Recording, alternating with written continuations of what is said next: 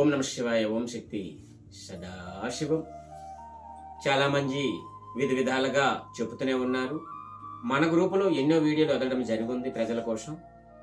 ఎండాకాలం స్టార్ట్ అయింది కాబట్టి మనకి ఎక్కడ చూస్తే మల్లెపూలు అనేది మనకు దొరుకుతాయి. ఈ ఒక మల్లెపూలు తీసుకోండి, గుప్పిడిగా మల్లెపూలు తీసుకొని, మా పొలంలో వాటర్ లేదు అని చెప్పేవాళ్ళు చాలామంది ఉన్నారు.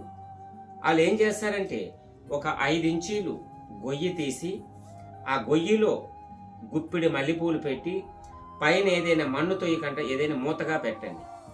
పెట్టి పొద్దునప్పుడు చేయాలి. ఇది డే టైం కాదు, పొద్దునప్పుడు చేసి ఆ పైన మూత పెట్టేసి దాన్ని మట్టి పూడిచేసేయండి. మట్టి పూడిచేసి ఉదయం లెగిసి చూడండి.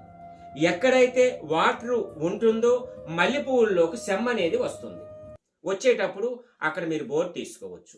నీళ్ళకి ఇబ్బంది పడేవాళ్ళు ఎవరైనా కూడా, మీకు అందుబాటులో మిషనర్షి లేని వాళ్ళు, కొబ్బరికాయతో చూడని వాళ్ళు ఎందరో లేని పరిస్థితుల్లో మీ సొంతంగా మీరు ఈ మల్లెపూలు ప్రయోగం చేసి చూడొచ్చు.